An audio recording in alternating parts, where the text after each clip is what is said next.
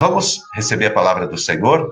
Nós estamos hoje no 41º dia, 41º dia, e o tema que nós utilizamos ontem, eu quero continuar ele hoje, esse assunto.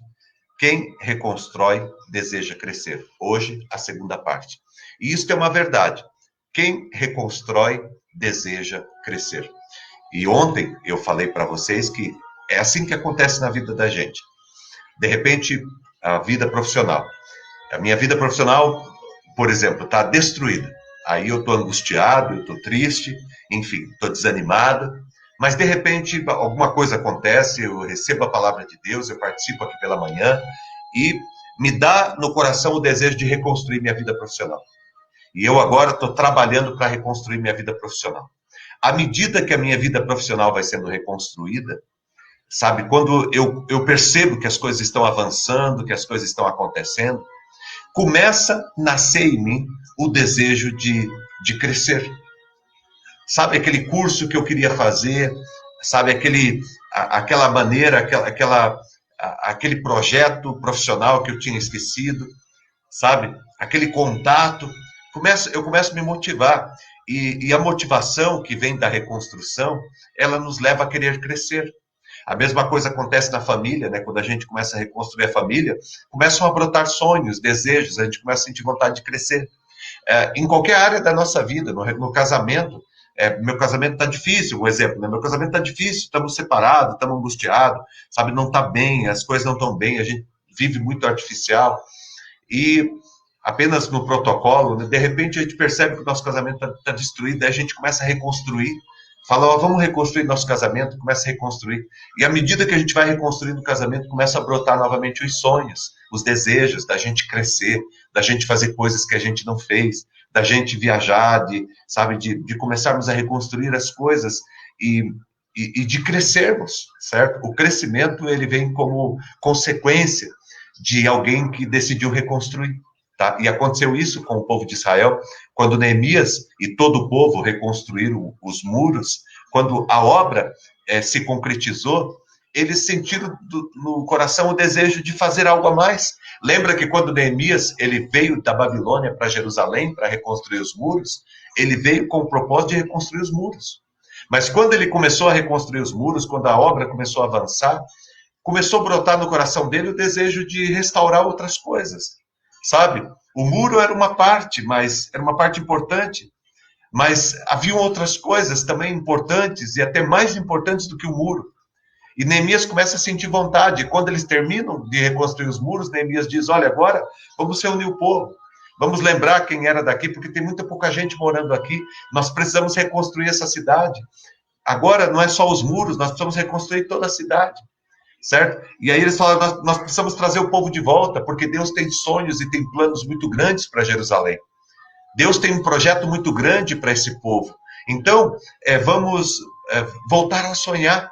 Voltaram a reconstruir, foram olhar a história deles, foram olhar as promessas que haviam para eles, os projetos de Deus que haviam para eles no passado e que estavam esquecidos, e que estavam guardados e jogados nas gavetas, escondidos nas gavetas. Eles começaram a abrir as gavetas e falar, olha, Deus tem planos para nós, Deus tem sonhos para nós, vamos levantar nossa cabeça, vamos reconstruir tudo, vamos sonhar, vamos crescer, vamos preparar esse lugar para a manifestação de Deus, para o agir de Deus, certo? Então, o que eu quero dizer para você, e é essa nossa tese aqui, é que quando você reconstrói, você começa a sentir vontade de crescer.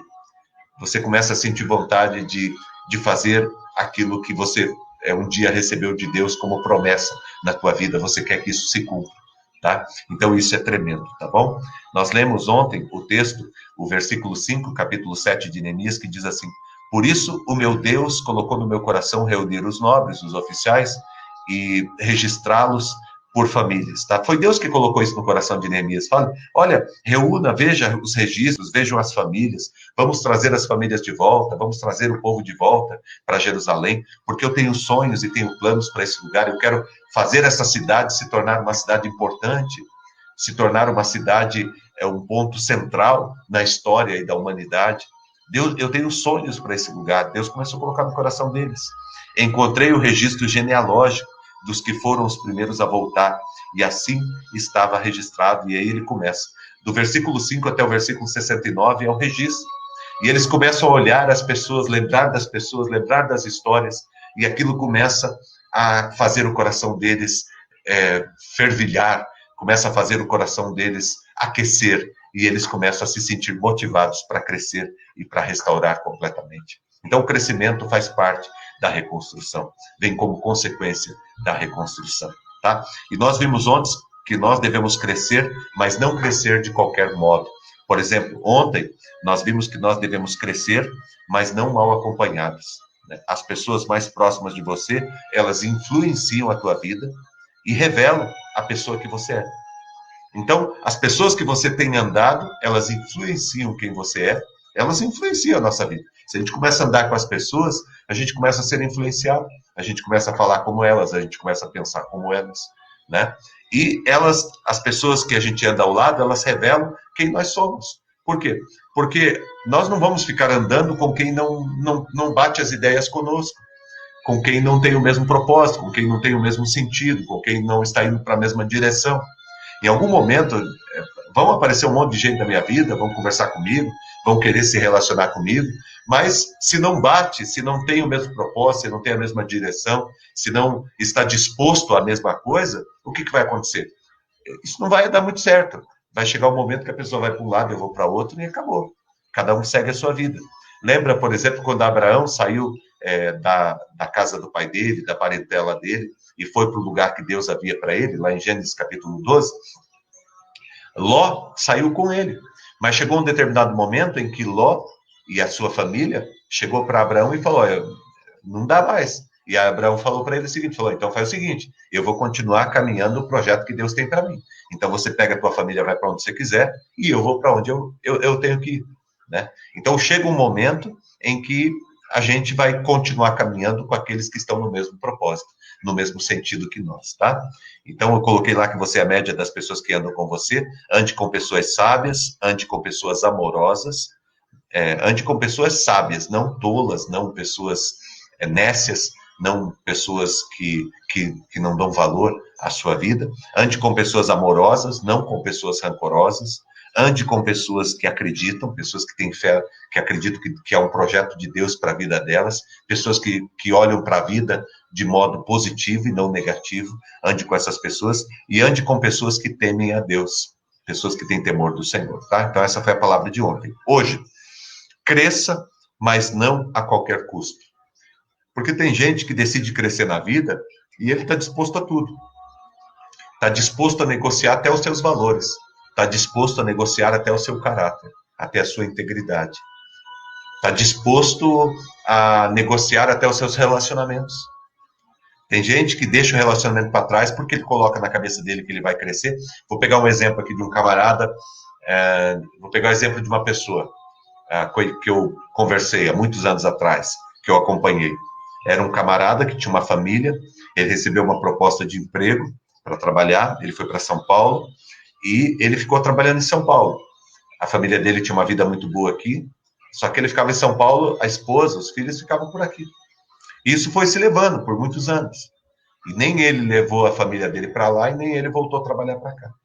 E eles viveram assim, por muitos anos. E depois de muitos anos, um dia ele descobriu que esse projeto profissional, por mais audacioso e próspero que era, estava roubando dele alguma coisa que era muito importante, que era a sua família. E aí um dia ele decide voltar, e ele vem conversar com a sua esposa, e ele diz, olha, eu vou largar meu emprego, vou largar as coisas lá e vou voltar para casa. Quero ficar com você e com as crianças. Aí ele recebeu uma resposta surpreendente. Ela disse, eu não quero. Aí ele falou, mas por que você não quer? Ela falou, porque eu quero continuar tendo a vida que eu tenho. As regalias que eu tenho. Porque ele falou que ele ia ter que voltar para cá e eles tinham que viver uma vida mais simples. E ela disse, eu não quero. Eu quero continuar vivendo a vida boa que eu vivo. E final da história é que essa família não está mais junto. Ele está separado, está vivendo a vida dele, a esposa, os filhos aqui vivendo outra coisa. E ele, confessando comigo, ele disse, olha, eu falhei, porque em algum momento eu dei valor tão grande para o meu trabalho, para a minha vida profissional, para o meu crescimento profissional, e esqueci de algumas coisas que eram muito importantes. E quando ele quis resgatar, as coisas estavam tão adoecidas, estavam tão complicadas, estavam tão distantes um do outro, que a esposa dele mesmo não queria mais. Então, nós temos que tomar cuidado, temos que crescer, sim, mas não a qualquer custo.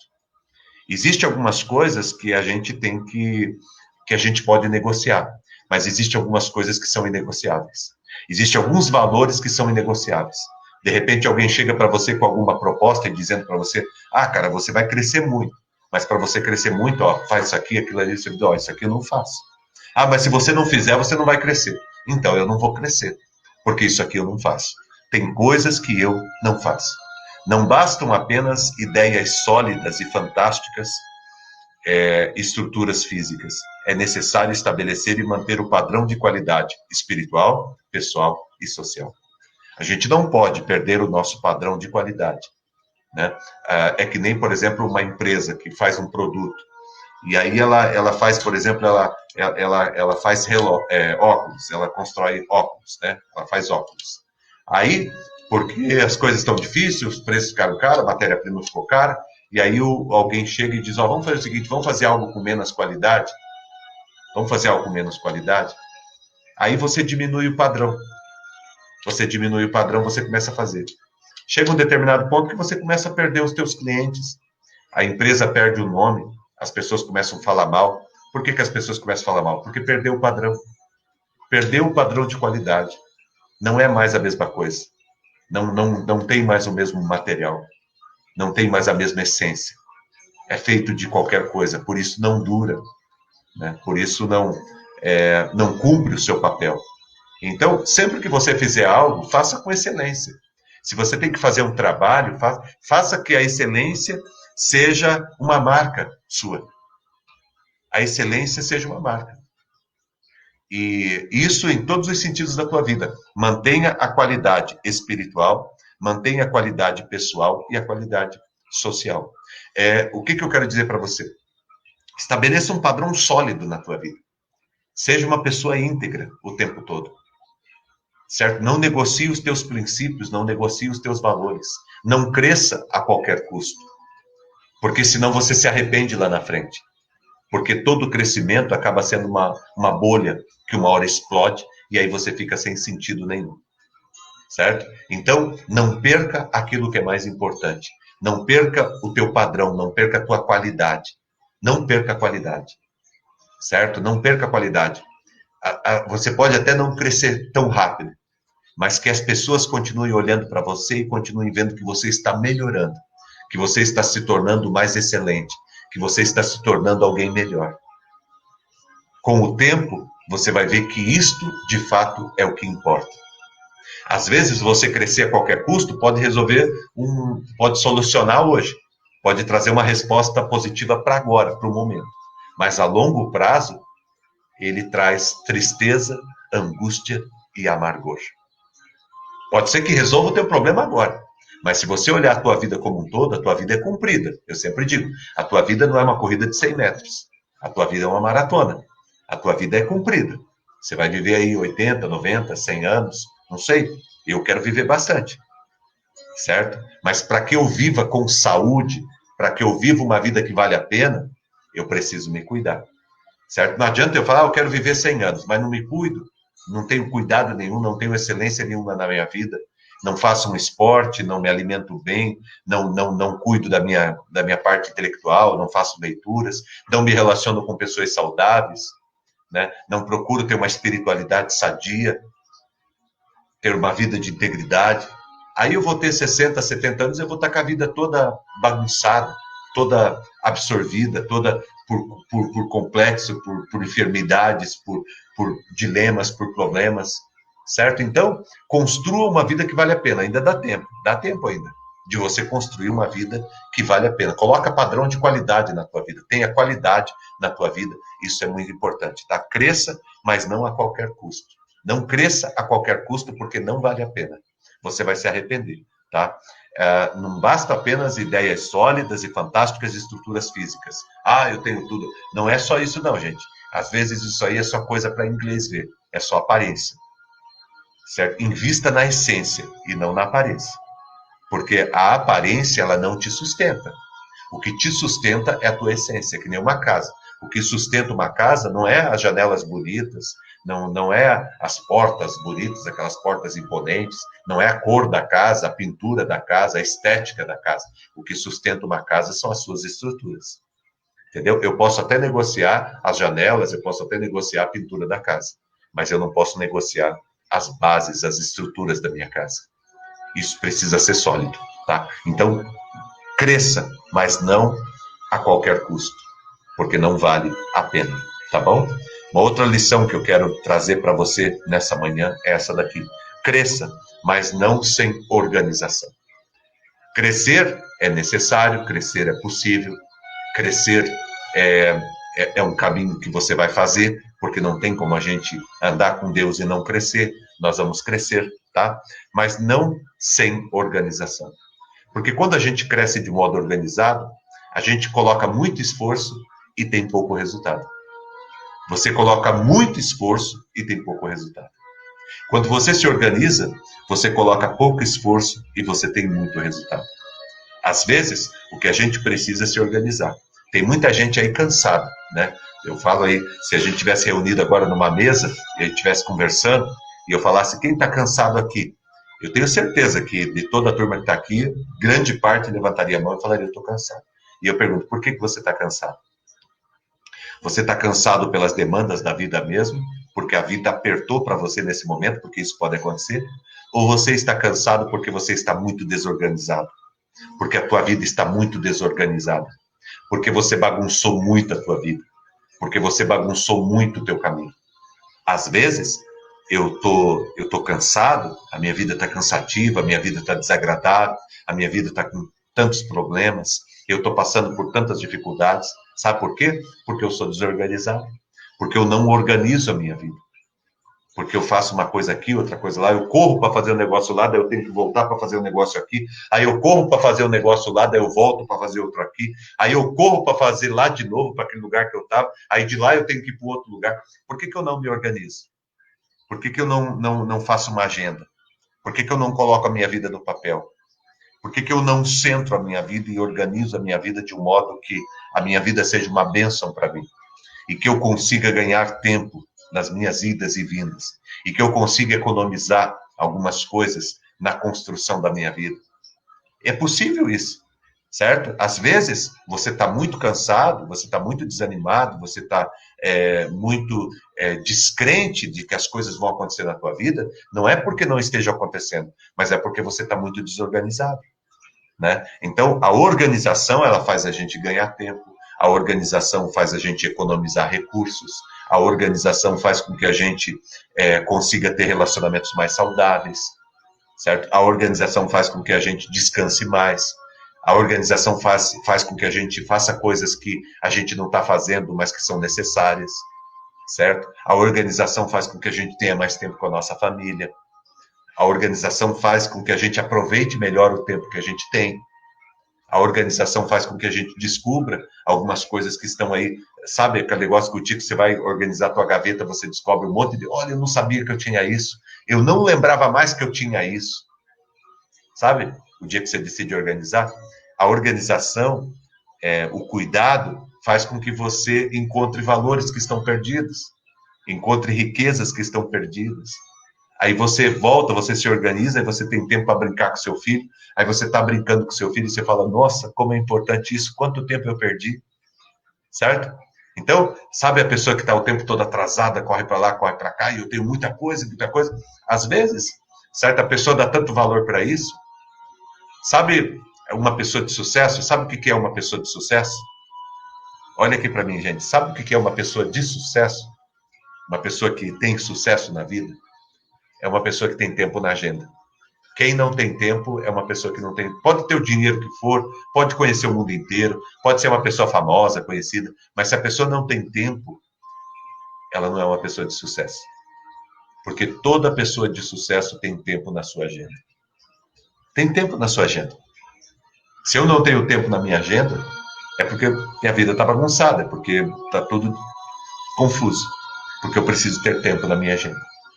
O dia que você começar a ter tempo na tua agenda, você pode se considerar uma pessoa de sucesso, certo? E às vezes você não tem tempo na sua agenda, não é porque você realmente tem muitas coisas para fazer, mas é porque você está fazendo as coisas de modo desorganizado. O crescimento não pode acontecer de modo desordenado e desfocado. Tem que ter uma ordem. Para você crescer, tem que ter uma ordem. Para você subir uma escada, cada degrau é importante. E não adianta eu querer ir o primeiro degrau para o quinto, depois eu volto para o segundo, depois eu vou para o terceiro, depois eu vou para o primeiro degrau de novo, depois eu vou para o sétimo degrau. Isso não vai funcionar. Para que eu consiga subir a escada da minha vida, eu preciso ir para o próximo degrau. Do degrau 2 é para o degrau 3, do degrau 3 é para o degrau 4, do degrau 4 é para o degrau 5, e assim por diante. Tá? Então, eu preciso de organização na minha vida, senão eu não chego, senão eu não consigo chegar lá. Tá? E é isso que Neemias estava fazendo, né? Neemias, ele queria crescer, mas não era a qualquer custo. Não traz qualquer um para cá, não. Vamos trazer o povo. É isso que Neemias fala. Vamos crescer? Vamos. Mas vamos trazer o povo. Eu deixei cair o microfone, tá? Neemias diz assim, vamos crescer? Vamos. Mas vamos trazer o povo. Vamos trazer o povo, certo? Quem é do nosso povo. Não vamos trazer qualquer pessoa. Neemias diz assim, vamos crescer? Vamos. Precisamos crescer, mas não de modo desorganizado. Vamos pegar os registros, vamos ver quem é da família, vamos ver quem é pai, quem é avô, quem é tio, quem é tia. Vamos nos organizar, certo? Outro, cresça, mas não sem muito trabalho, tá? E esse daqui eu vou deixar para a gente trabalhar amanhã, tá bom? Eu vou ficar nesses dois primeiros aqui, porque senão eu vou acabar fazendo as coisas aqui sem qualidade, tá? Então vamos ficar nesses aqui, ó. Quais que a gente aprendeu? Vamos lá, para a gente terminar nessa manhã. Primeiro, cresça, mas não mal acompanhado. Cresça, mas não mal acompanhado, tá? Então, é para você crescer? Claro que é. O crescimento faz parte da tua vida? Faz. Deus quer reconstruir a tua vida? Quer. Deus quer fazer você crescer? Deus quer fazer você crescer, tá? Então, coloque isso no seu coração. O projeto de Deus é que você reconstrua a tua vida e que você cresça, tá? Ponto. Mas como que você vai crescer? Primeiro, você vai crescer com pessoas boas ao teu lado, com pessoas extraordinárias ao teu lado. Você não irá crescer mal acompanhado. Você vai crescer bem acompanhado, tá? Segunda lição que nós aprendemos hoje. Você vai crescer, mas não a qualquer custo. Não é crescer a qualquer custo, não. Você vai crescer, mas não a qualquer custo. Você vai pagar o preço. Você vai fazer o que tem que ser feito. Você vai caminhar o caminho que precisa ser caminhado. E você não vai diminuir a sua qualidade. Você não vai negociar os seus princípios, os seus valores, a sua integridade. Tá bom? Então, isso é extremamente importante.